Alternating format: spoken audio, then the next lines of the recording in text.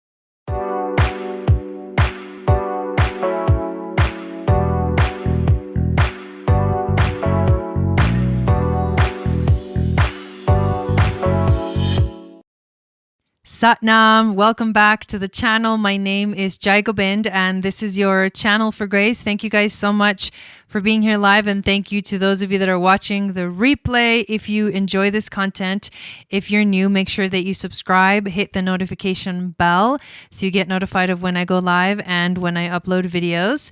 And if you're not in the chat saying hello, then hello to you too.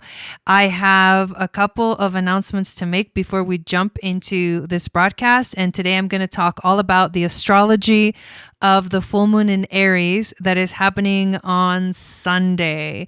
It's a pretty wild and crazy energy, even just looking at astrologically the sign of Aries mixed with a full moon, we can get a lot of craziness. But when you add the gene keys and the human design gate that this moon is landing on, it kind of gets a little bit crazier. So we're going to look at all of that in a moment. Before we do, I do want to invite you to download my free moon astrology guide, which will tell you what your psychic gifts are based off of your moon sign.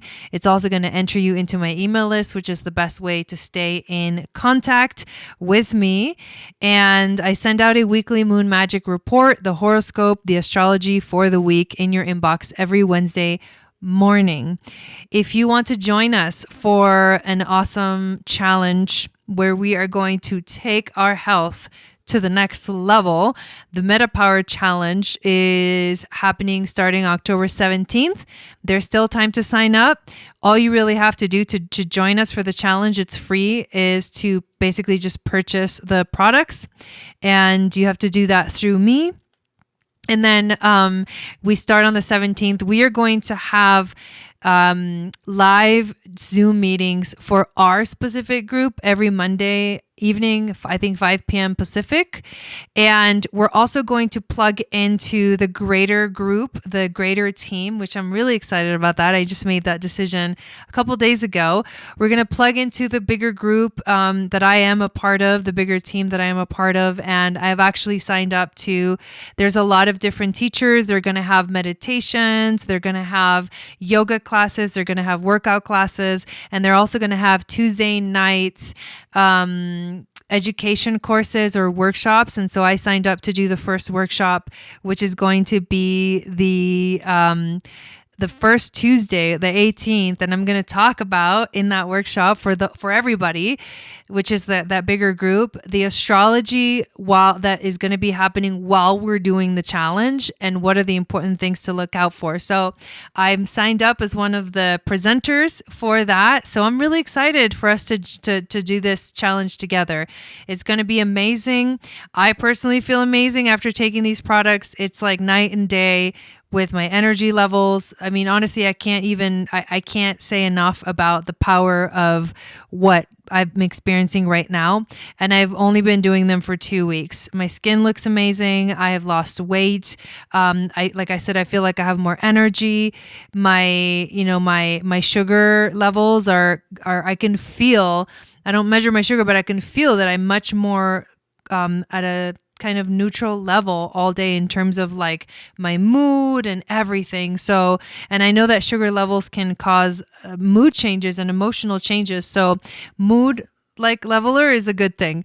So I feel amazing and I can't wait to share this with you guys. All the information is below. We also did a broadcast, so go ahead and watch that broadcast and then send you an email letting me know that you are interested in doing it. We also have the Aquarian Astrology Module 7. It's up and ready to go. We have our Starseed membership, which is an amazing opportunity for you to dive deeper and be personally guided by me.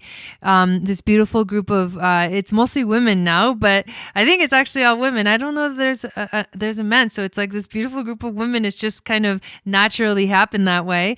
And I guide you through the astrology, and we do live events, and we get together once a month and talk about everything that's going on.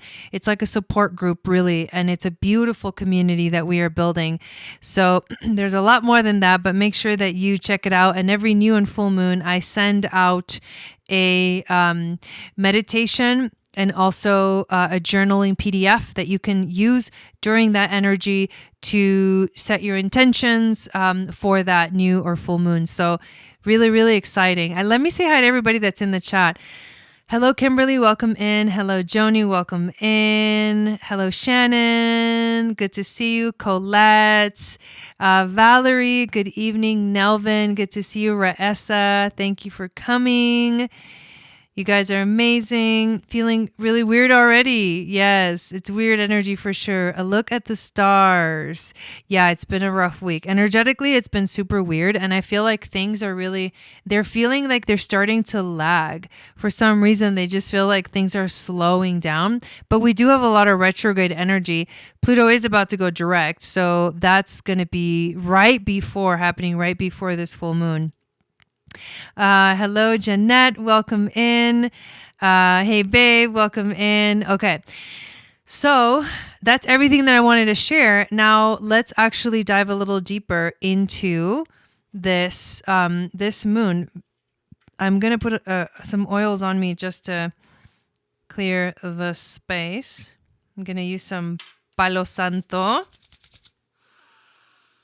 It's amazing. Energy clearing.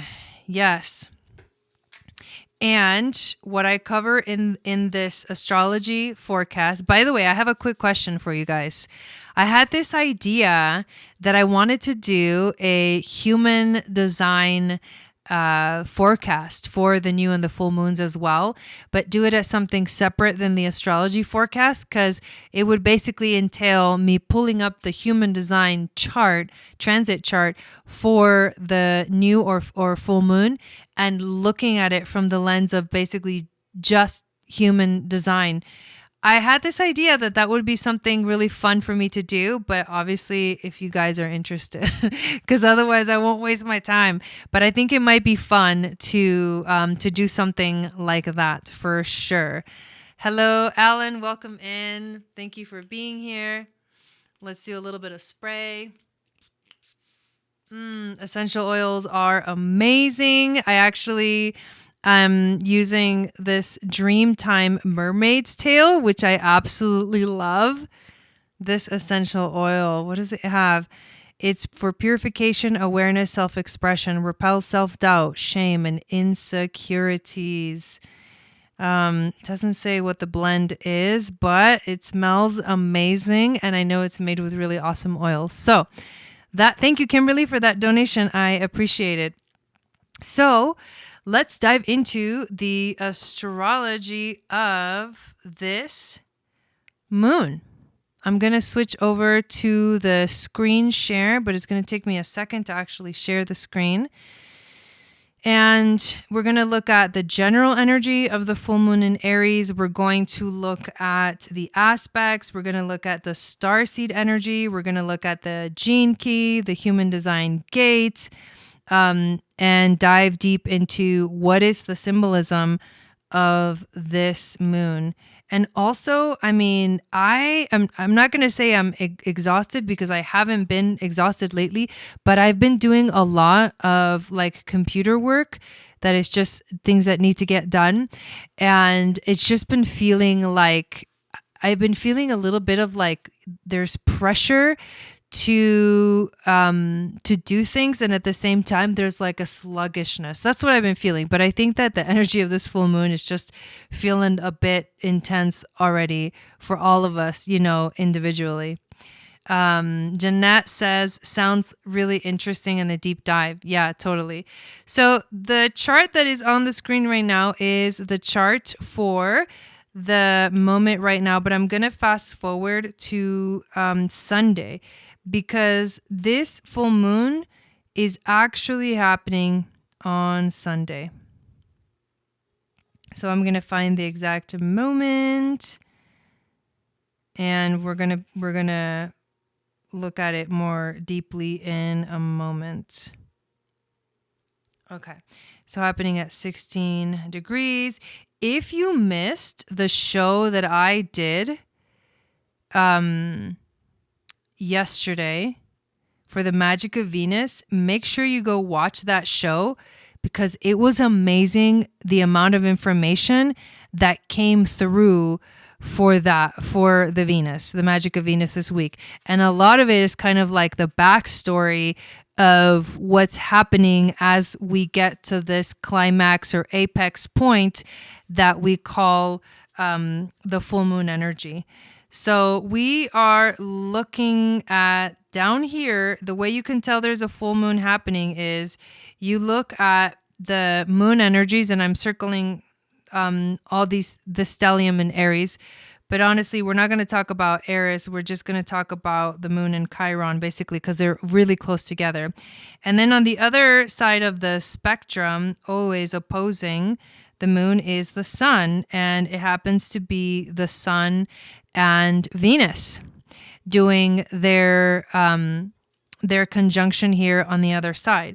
So this is a moon that involves both Chiron energy very strongly. I talked a lot about that yesterday, and Venus energy as well.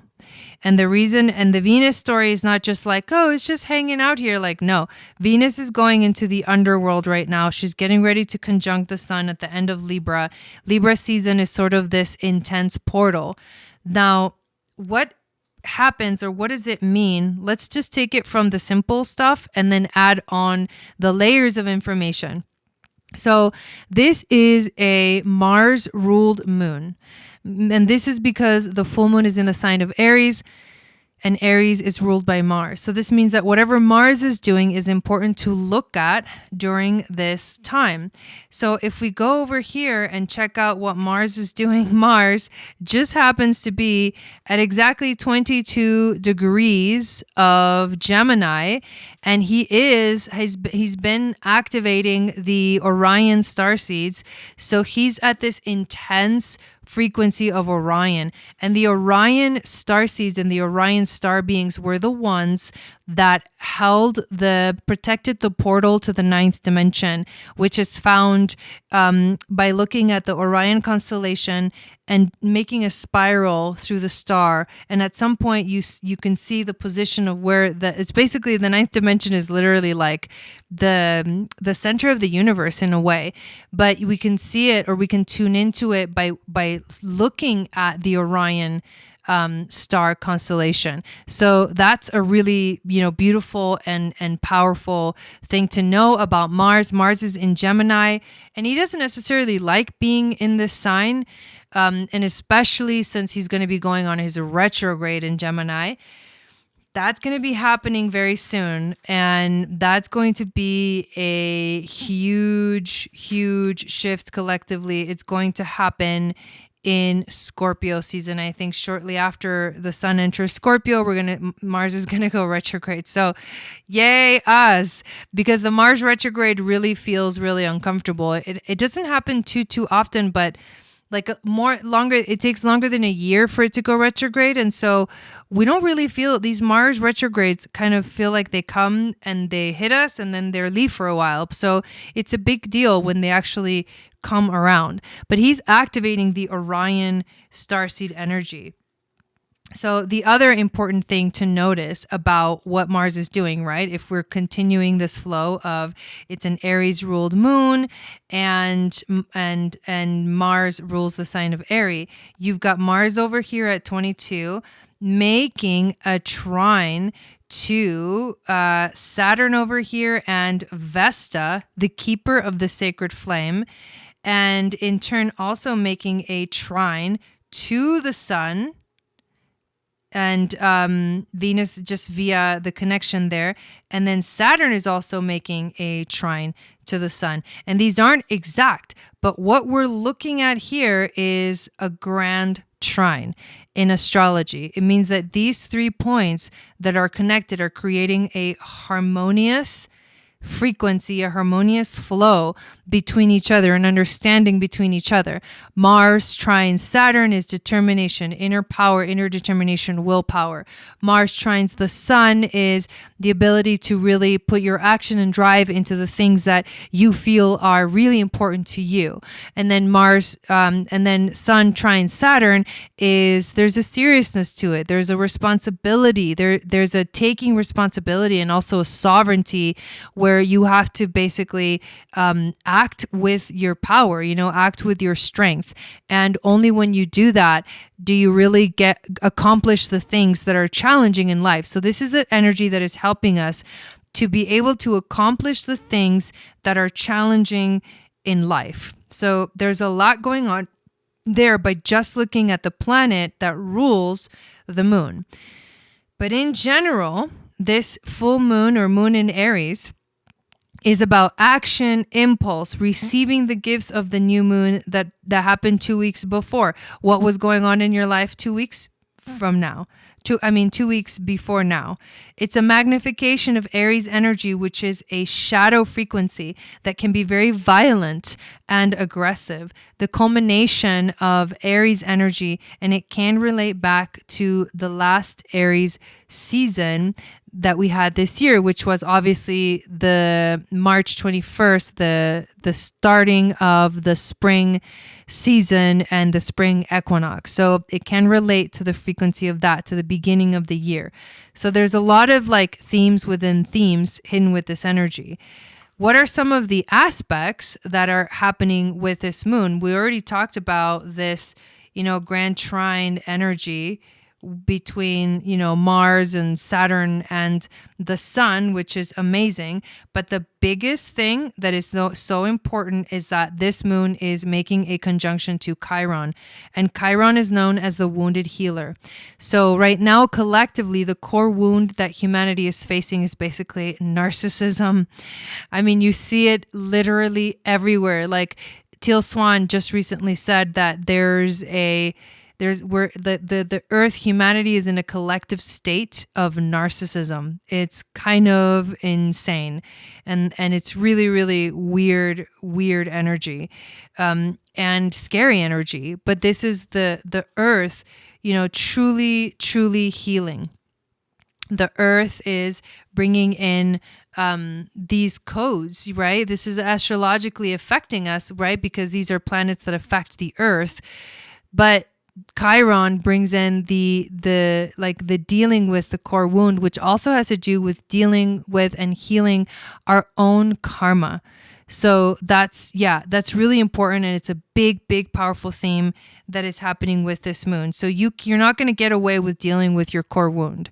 So, and this is collectively and individually. So also Aries energy is about dealing with basically the core wound, or the wound that has to do with our identity, like who we are and why we're here. Who are you and why are you here? Do you know who you are? Do you know your identity? Do you feel like you're in an inspired state, or do you feel like you are not?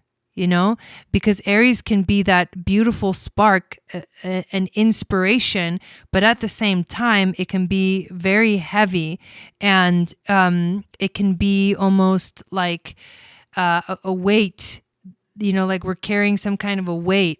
And the resolution, the healing, the diving deep into it and releasing whatever it is that no longer serves us, including parts of ourselves that we once defined ourselves as, but now are not, we no longer feel like that's who we are. All of those things are themes that we're dealing with right now with the energy of this moon. Hello, Colette, and hello, Darcy. Welcome in. So that's a big, big thing. Obviously, the moon is making an opposition to Venus, and that can create challenges within our relationships, being able to see eye to eye with people, being able to understand each other better. But then again, relationship-wise, we're all going into the underworld to have a rebirth with Venus. So all of this, these are all heavy energies, right? And then you also have the moon making a sextile to Saturn. So moon making a sextile to Saturn. That is also really, really interesting.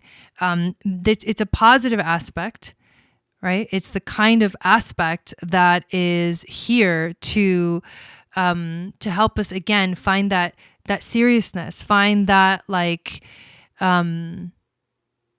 connection to what is important, but emotionally, right? Because this is an emotional frequency, an emotional energy that we are tapping into.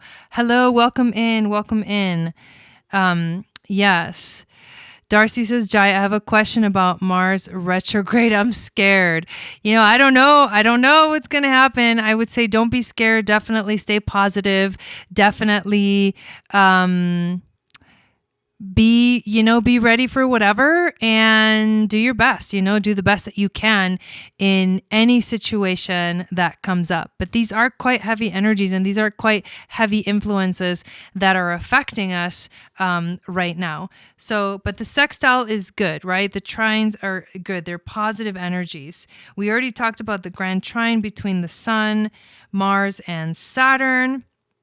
And then the other thing that's really interesting that I didn't mention before about Mars, this is the other thing that Mars is doing. There's one challenging aspect, a pretty intense challenging aspect, and it is the fact that he is also making a square to Neptune during this full moon. And that is going to feel quite uncomfortable, right? Because it is that frequency of like, you're confused about what action to take. You don't know which direction to go. Neptune, hard aspects to Neptune can create a lot of confusion.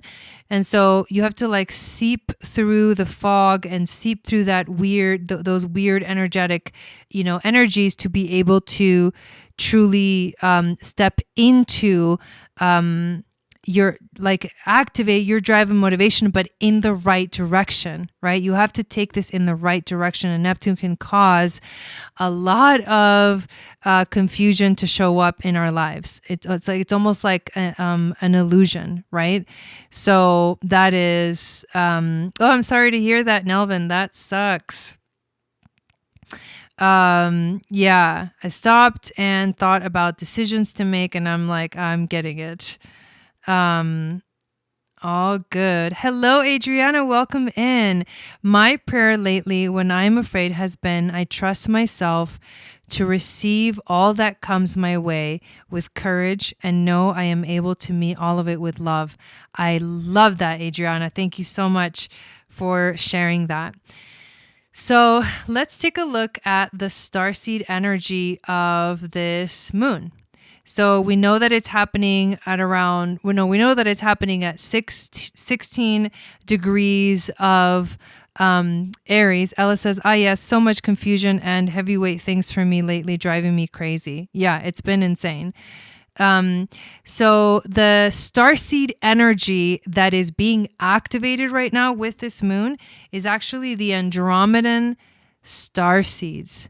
The Andromedan starseeds. And what the Andromeda starseeds represent is liberation. I think we really feel this need to liberate ourselves from the heaviness of life, like to liberate ourselves from the things that weigh us down. All these things, right, that I'm talking about, having Chiron right there, known as the wounded healer, holding us down and like making us feel like there's something heavy to deal with. Aries energy is like, just let me go free, like just set me free. I want to liberate myself. I want to just go and do something. And that's the power behind, this moon energy, is that it really wants you to feel good. And that's what's important. It wants you to feel free. It wants you to be liberated from all of the heaviness and all of the weight. And so that's the good thing about the moon. The highest frequency also of this energy, this starseed family, is that these guides, a lot of them come from the fifth dimension and are very connected to the timeline of Atlantis. So going back to our roots, way beyond we even think there are roots, right? There's a big, powerful frequency with that. So if we tap into our ancient roots, we are going to feel the power of our ancestry moving through like our body, our veins, like everything. So tapping into our ancient ancestry is really important for us to do right now. And to be exact, 22 degrees of Gemini is a star called Mintaka, which is it's on the Orion's belt. It's at the center of Orion's belt. It's the star that's right at the middle. And so what you have is that star that I was talking about that connects us to the ninth dimension and to the Orions. And I feel personally that this star of Mintaka is one of the most powerful stars on Orion. I personally, every time I go into the Akashic records, I go through this star, through this portal of this star. And it really takes me to another world. It takes me to a deeper understanding of everything. So it's really, really magnificent that this energy of willpower gives us, is aligned with the star Mintaka, which is on Orion's belt. And the Orions are also connected to ancient Atlantis and Lemuria and the knowledge and the wisdom. They're almost like knowledge. It's all about information that comes through the ninth dimension and the Akashic records. So it is super, super, super powerful.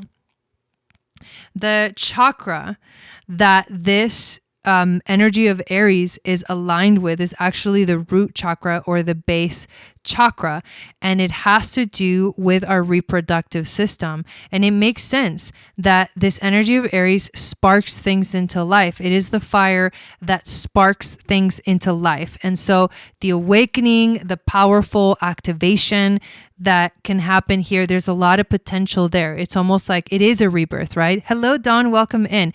It's a rebirth, it's a shift, it's a powerful, it's a new beginning as well.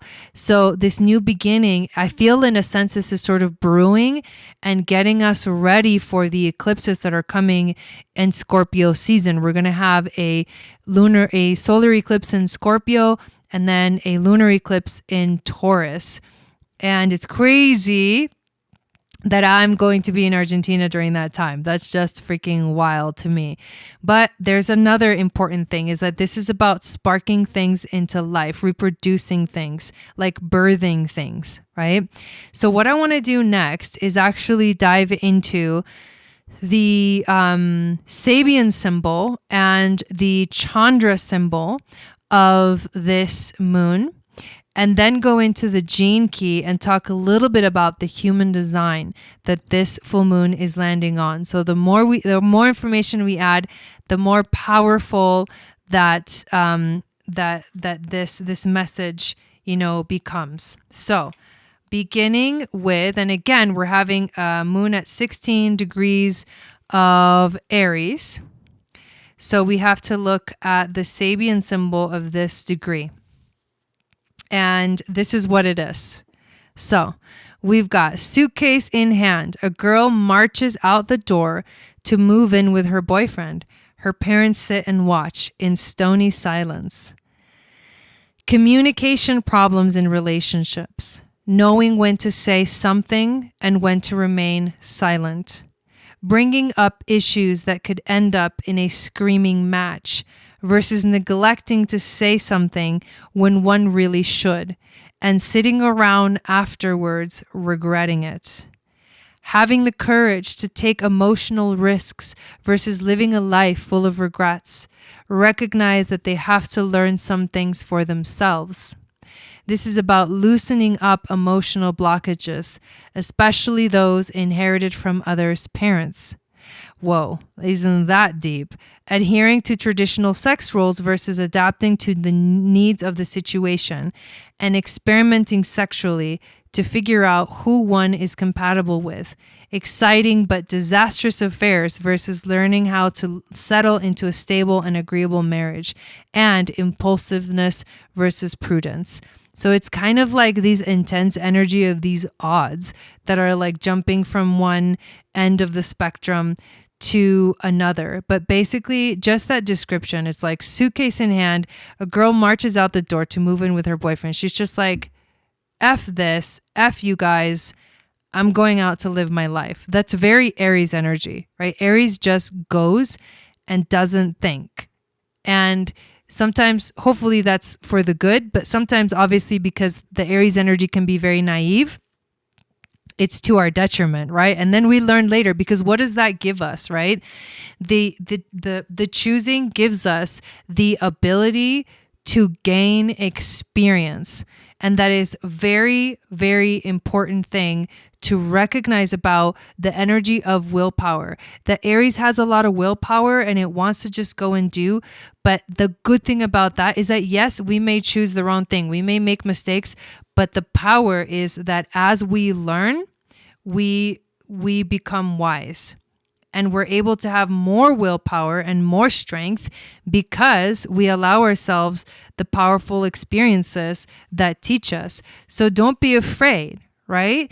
You were talking about earlier, Darcy, about you're afraid of the Mars retrograde. Don't be afraid of it. Don't be afraid of what's happening in the world. You're going to feel fear. That's okay. And it's funny because I did title this video The Portal of Fear, but the reason that I titled it that isn't to scare you guys. It's to tell you that the only way to move through your fears is to face them with courage. And that's the power that Aries energy gives you.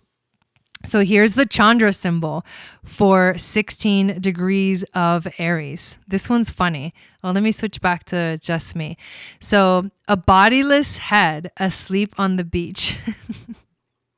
So straight up, a head asleep on the beach.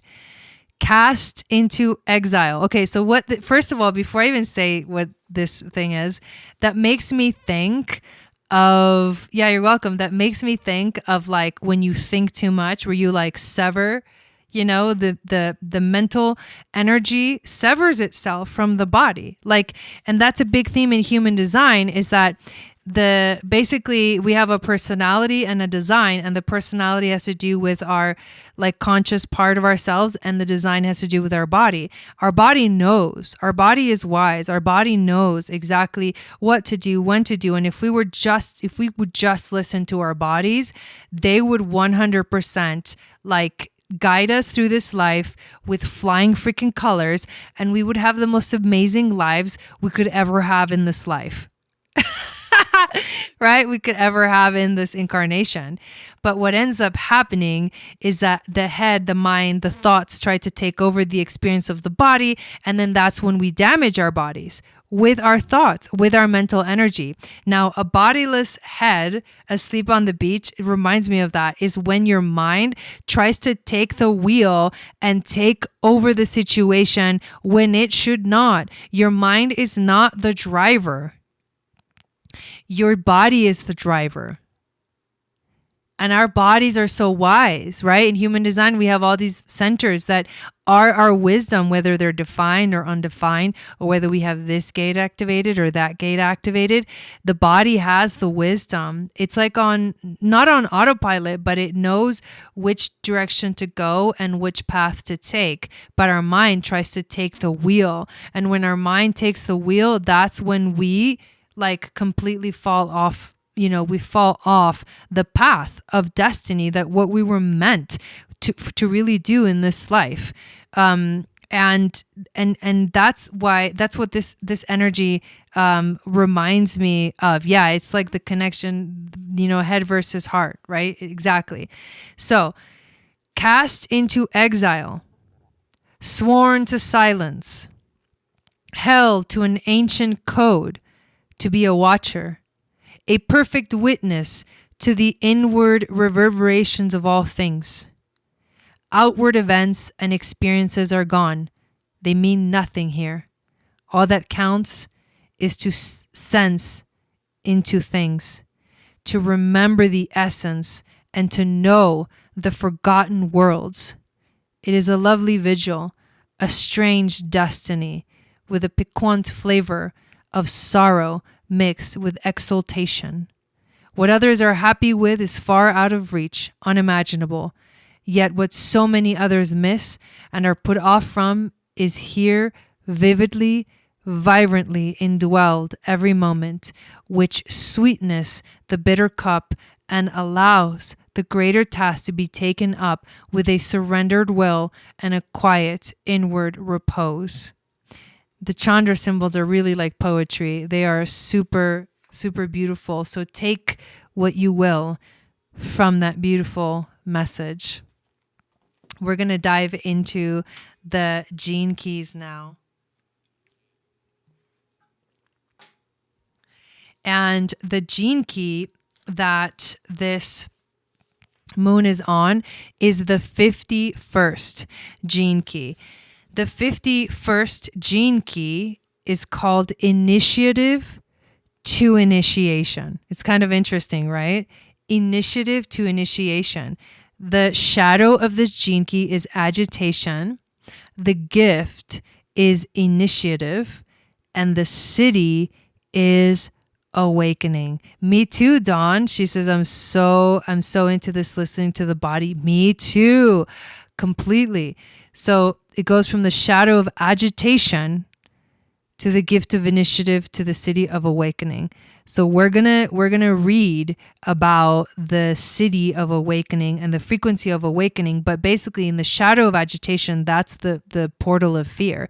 And we have to move through that portal of fear. Tim says, hey, from South Carolina, Aries, Leo, Cancer here, enjoying this reading. Thank you for being here and welcome in. So this is we have to move through the portal of fear, which it basically says we have to face our fears and not be afraid of facing our fears, which obviously is easier said than done, right? So, initiative to initiation. Here we go. The 51st city. Awakening, the thunder of your giving. The phenomenon of awakening has captivated human beings for millennia. We are entranced that certain people seem to go through experiences that permanently alert them and put them in touch with a reality that we cannot see but can still sense. Of course, there are many interpretations of the word awakening within the halls of spirituality. It may seem to many that there are grades and levels of awakening. Many of the new interpretations of awakening view consciousness as a ladder that can be ascended rung by rung. Even this work on the 64 gene keys represents the evolution of consciousness as a rising of energetic frequency through your genetics, resulting in changes in the operating system of your body and awareness. There is also a huge body of provisos at the spiritual level coming from the mouths of both the genuine teachers and the false prophets. To add yet another layer to the story, humanity is currently at one of the most potent crossroads within our genetic and spiritual evolution. At such times, the voices come thick and fast, the voices of doom and the voices of hope, each declaring their truth. The 51st city sweeps all these requirements and systems aside. It makes everything simple and clear. For the 51st city, there are only two states of consciousness, awake and asleep. Of course, from within the Siddhic state, this division into awake and asleep is simply a matter of rhetoric, but it also holds true on the material plane. Something occurs to a person before they enter this Siddhic state, something unpredictable and without cause, something momentous. No one can put into words what happens to someone as they enter a Siddhic state. There are things that must always remain a mystery, even to science. There may be sciences of awakening before awakening, but there are no sciences after awakening. Therein lies the paradox. The 51st city is beyond spiritual jargon and systems. It has a language of its own, and that language is simple and shocking. It says that until you are awake, you are asleep. There are no levels within awakening. So the 51st city, all ordering of consciousness. So to the 51st city, all ordering of consciousness is absurd. It is simply done by people who are asleep, grading the patterns of their sleep. What then is awakening, and how do you tell when someone is awake and when someone is not? These are the great questions of the sleeping world. If you were to ask someone who is awake these same questions, they would probably say, it doesn't matter, and that until you are awake, you will never know why it doesn't matter. Such things only matter to those who are not awake. The fact is that awakening does make you different, not in terms of your deepest consciousness, but in terms of your physical genetic vehicle and its functioning. By the same token, you could argue that awakening might one day be genetically manipulated by science. In theory, no comment. In theory, this might even be possible. However, as long as human beings are asleep, they will not bother throwing their valuable resources into such spiritual aspirations. The lower frequencies are based on self-interest, and awakening does nothing in that direction. Added to this, awakening is such a delicate evolutionary process. It is not the result of individual effort, but is a spontaneous evolutionary leap made possible by wider evolutionary forces operating throughout the entire universe. In short, awakening is a mystery that prevents its own nature from being solved or replicated. From within our deep sleep, we are desperate to understand this phenomenon of awakening. However, in the language of the 51st city, it is a mystery that will not yield to pressure. We may wonder if there are signs that show a person is close to awakening, and we may have certainly tried to create paths towards awakening. There are no signs. Awakening has happened to nice people and to nasty people. I just got chills. Nor are there paths, despite what even awakened beings have said or laid down for us. To be awake is a grand dilemma. No matter where you say it will be no matter what you say, it will be misrepresented. So in the end, you simply say whatever you say and trust in the vibration underneath it. Awakening is also easy to fake. Anyone with a powerful aura can claim awakening or even believe that they are awake. Mystical experience can also be mistaken for awakening. There are so many types of mystical encounters and visionary states that occur to human beings all the time, but awakening is something entirely different from all of these. Many of the greatest mystical visionaries and even the great revelations or systems that come through them still do not touch the true field of awakening. True awakening simply sees through everything and has nothing whatsoever to do with behavior or experience. Neither does awakening come and go. When it comes, it stays forever. As you reach each of the 64 cities described within this book, you begin to have a good notion of how diverse the behavior patterns of awakening really are. The 51st city is the ground beneath every one of these cities, and no one can attain these states without true awakening. In words, awakening is the permanent dissolving of the separate self and occurs through a physical mutation within the body. No amount of meditation or spiritual practice can bring about this mutation, even though they may or may not precede awakening. It is not possible to influence this mutation because it has nothing to do with your experience or behavior. This is the grandest spiritual illusion of them all. Human beings do not readily take no for an answer. We like to feel that we can do something. However, this is the one area where you cannot do anything other than be yourself. Awakening occurs to someone who is so much themselves that it simply has no choice but to occur.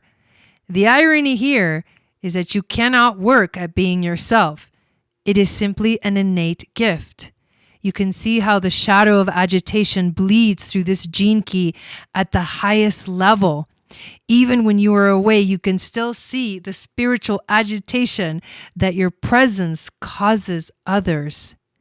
The fact is that the Siddhic state is a leap out of all levels, and it is a leap into the void, the ninth dimension.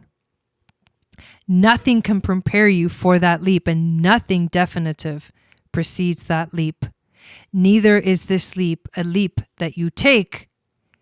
It is more as though the leap takes you. The 51st city contains many other secrets. Among them are the secrets of initiation. The universe we inhabit is constantly initiating all forms. The world of form is constantly impacting into itself. Atoms collide with atoms. Asteroids collide with planets. Humans collide with each other in relationships. It is a game of penetration, projector much, in which everything is trying to penetrate everything else.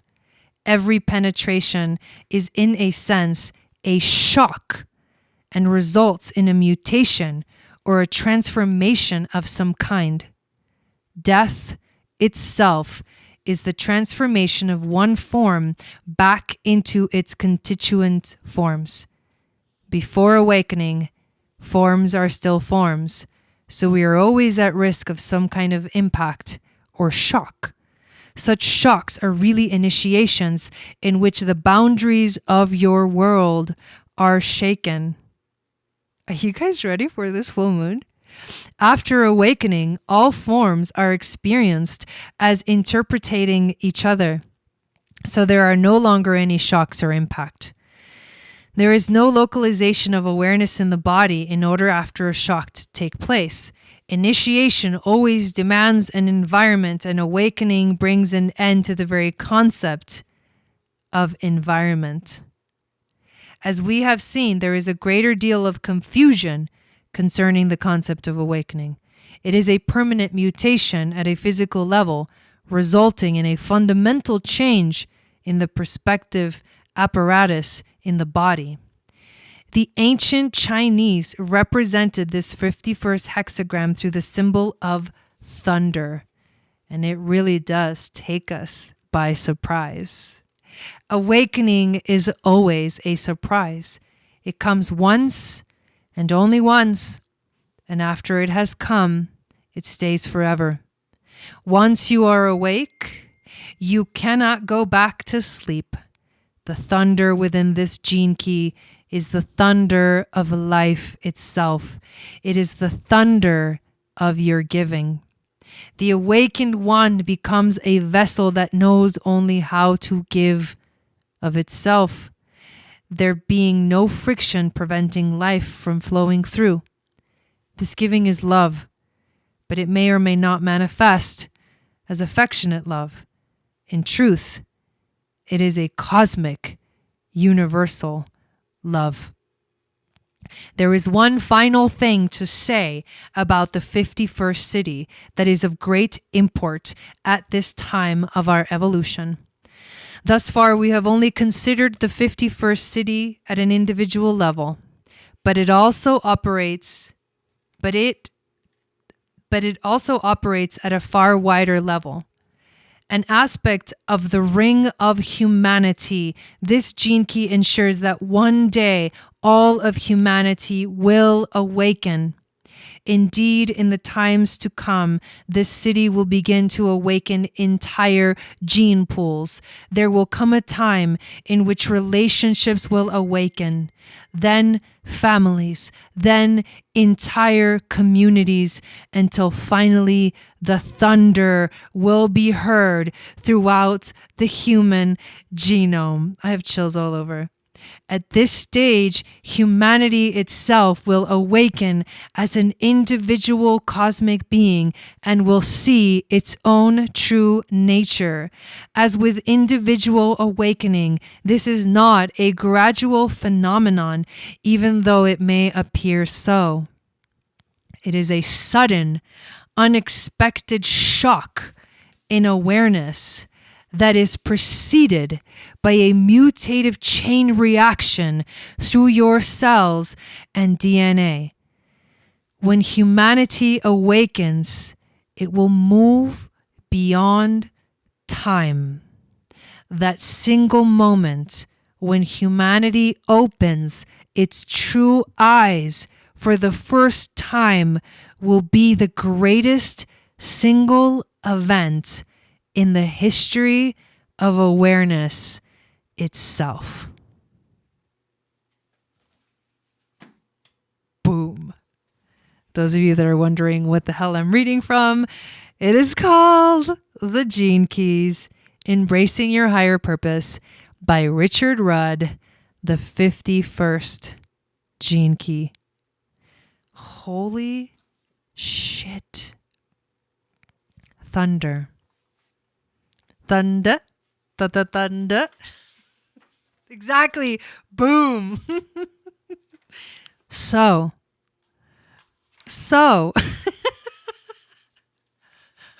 Continuing on, as if you could say anything after that, right? I really like the earrings that I'm wearing today. They look really cool. Yeah, Area 51. Oh my God, that's hilarious. So, yes, what is totally wondering where that was coming from? There you go. That's the book. That's the Gene Keys. In fact, hello, Shay, welcome in. So, in fact, I actually teach the Gene Keys in my Moon Goddess training, and I'm going to be doing some early sign up things in later this month, but mostly I think in November, about next year, Moon Goddess Training 2023. Who's going to join us? Holy shit. It's a year-long program. It goes from level 1 to level 2 to level 3. And at the end of the 3 levels, you become a certified Akashic record reader. Through the ancient lineage of ancient Atlantis and the initiatic path that the Arsacian priests and priestesses the ancient Atlantean priests and priestesses. I call them that because that's what Matthias calls them that. And Matthias is one of my greatest inspirations in teaching about the Atlantean philosophy. Those priests and priestesses went through this powerful initiatic path, and we do all of that in the Moon Goddess training. So Gene Keys is one of the things we go through. Level 1, we go through the activation sequence. Level 2, we do the Venus sequence. And level 3, which is coming up for this year, for the ladies who are going to be joining us this year, we're going to do the Pearl sequence. The Pearl. It reminds me of like the Pearl, the pirate ship. Okay, we have one more thing to mention. And I also want to ask you guys, yes or no, in the chat, do you want me to start doing a separate full moon / new moon video just going over the human design chart and what I see in it, like what I intuitively see in the human design transit chart of the new or the full moon? Only through like, human design like information and looking at everything. Like, does that sound like something you guys want? Yes or no in the chat. Okay. Oh, they look like Archangel Michael swords? My earrings? Dude, that's badass. Okay, check them out. This is closer. They're totally, dude. They're fucking badass, dude. Yeah, I could actually use this as a weapon.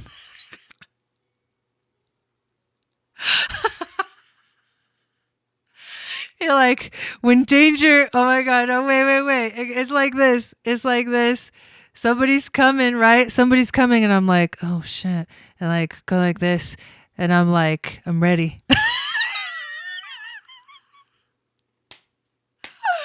Oh shit. Oh my God, I'm laughing at myself. I didn't even think about that, but that's hilarious. Okay, yes, that would be amazing. Sounds fascinating. That's absolutely. Okay, so I think we're gonna do it one time. We're gonna do it one time. We're gonna do it for the first time, I think Saturday night.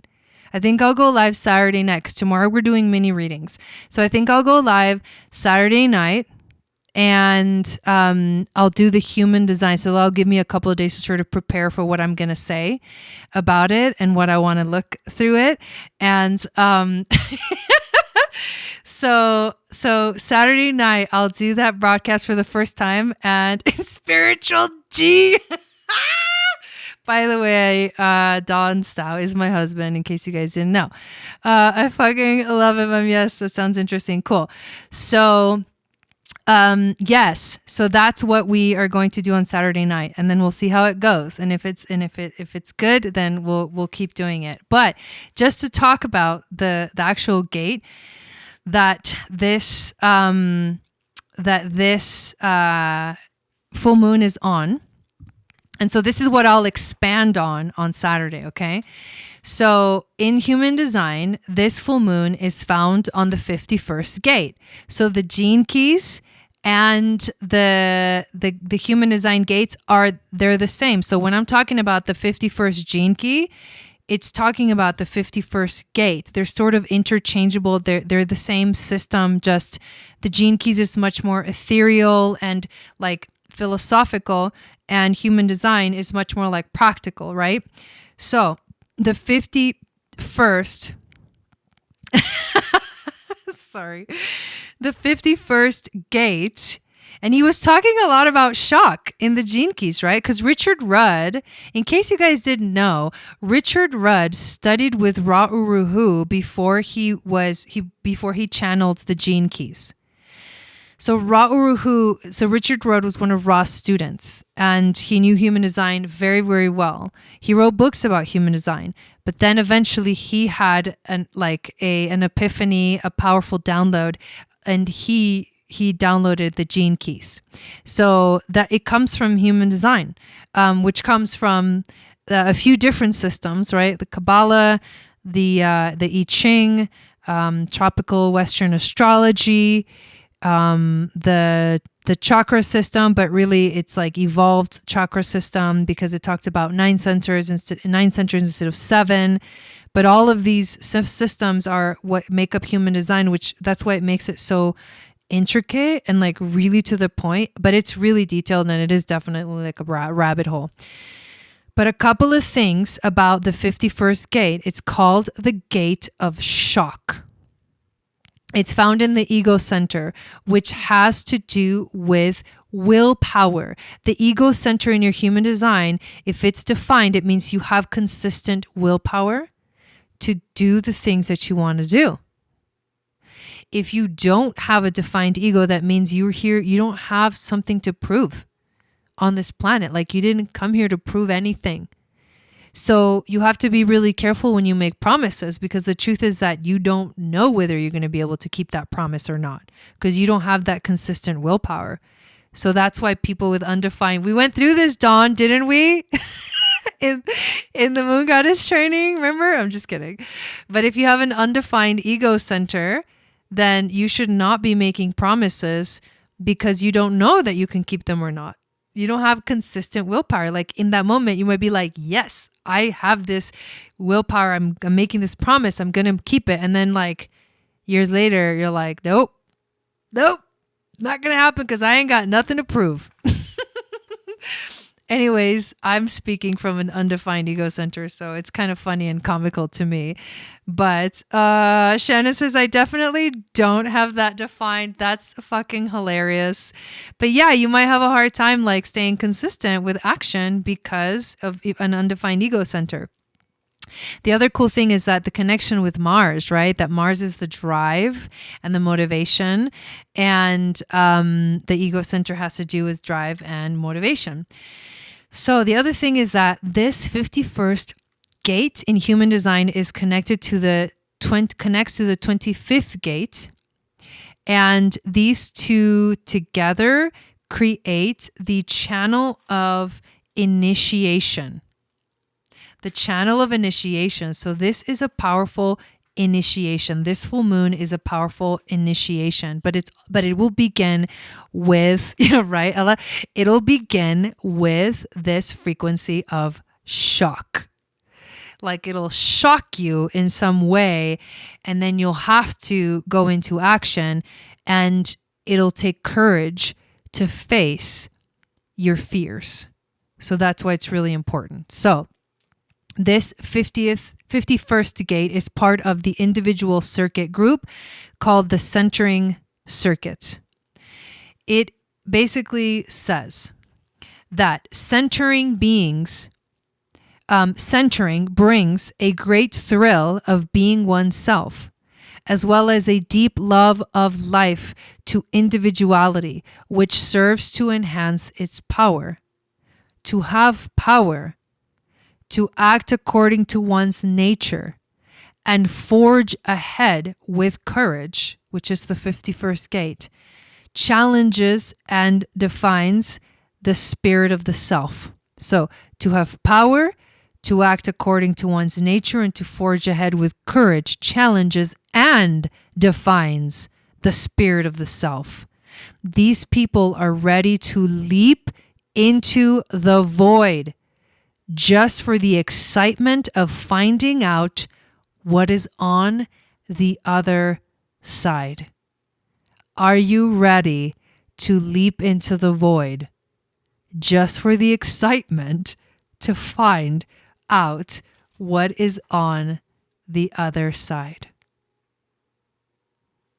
That's where we're going to end it, because that is epic. So Saturday night, I am going to go into the human design, and just because it'll be too long if we do that tonight. So I'm going to keep the astrology and the human design just slightly separate, but I'll give you a hint of the human design before we actually do the full on broadcast for that. It'll be the first time I do a transit reading of human design. It'll be the first time that I actually do this like live on the channel.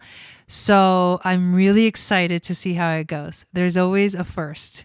I love that, because to me, it is jumping into the void without knowing what's on the other side. So here we go. I love you guys so much. Thank you all for all of your support on the channel. Make sure that you check out all the links below. If you're new, make sure to subscribe. I always share what's happening and workshops and things that are coming up in the description below. And yeah, I will see you all again tomorrow for mini readings.